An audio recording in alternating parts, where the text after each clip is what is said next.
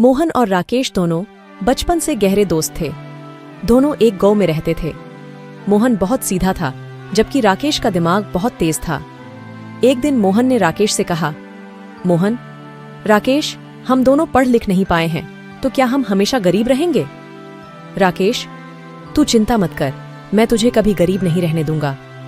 बस तू मैं जैसा कहूं वैसा ही करता रह। इस बात को भूल जा कि हम पढ़े लिखे नहीं हैं। पैसा पढ़ाई लिखाई से नहीं कमाया जाता, पैसा दिमाग से कमाया जाता है। इस तरह बात करते करते दोनों घर पहुंच जाते हैं। मोहन जब अपने घर में गया तो उसके पिता रामलाल ने कहा, रामलाल, मोहन, तू इस राकेश के साथ घूमता फिरता रहता है।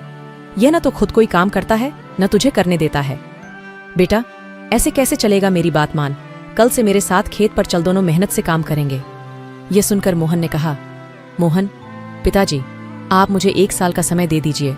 मैं मोहन के साथ मिलकर कोई काम करना चाहता हूँ। यदि मैं सफल नहीं हो पाया तो आज से ठीक 1 साल बाद मैं आपके साथ खेत में काम करने चलूँगा। रामलाल, देखा, मोहन की मॉम, इस लड़के का दिमाग खराब हो गया है। भला खेती के अलावा और यह क्या काम कर सकता है? इसे तो किसी बात की समझ नहीं है।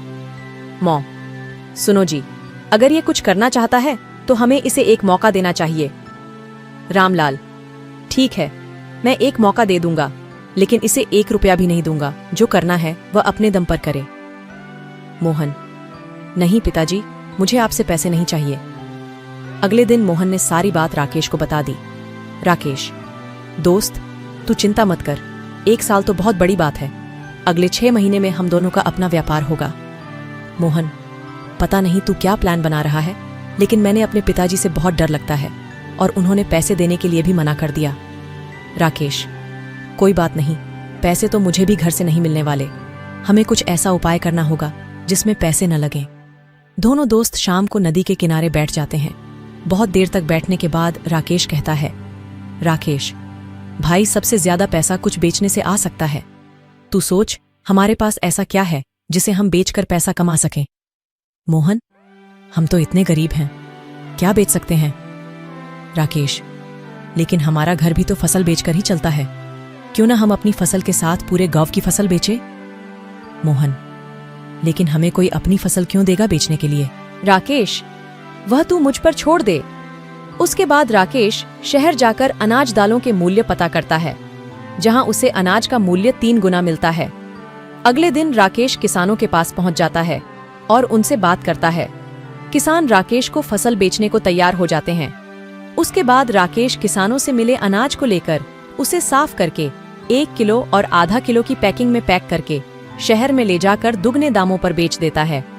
उससे उसे जो भी पैसे मिलते उसमें से 1.5 गुना किसानों को दे देता है। इससे किसानों को उनकी फसल का दाम 1.5 गुना मिल जाता है और अच्छी पैकिंग करके राकेश को उसका दाम 2 गुना मिल जाता है। धीरे धीरे वे इस बिजनेस को बढ़ाने के लिए बड़ी जगह ले लेते हैं और आसपास के गांव से भी फसल खरीदने लगते हैं। कुछ ही दिनों में उनकी बहुत कमाई होने लगती है। इस तरह दोनों दोस्त एक बड़ा व्यापार जमा लेते हैं। अब वे दोनों केवल बैठकर व्यापार चलाते थे। उन्होंने कई पढ़े लिखे नौजवानों को अपने यहाँ नौकरी पर रख लिया था, जो उनका व्यापार संभालते थे। कुछ ही दिनों में उन्होंने शहर में एक ब्रांड नाम के साथ अपने स्टोर खोल दिए। इस तरह बिना पढ़े लिखे केवल दिमाग लगाकर दोनों दोस्तों एक व्यापार शुरू कर लिया था।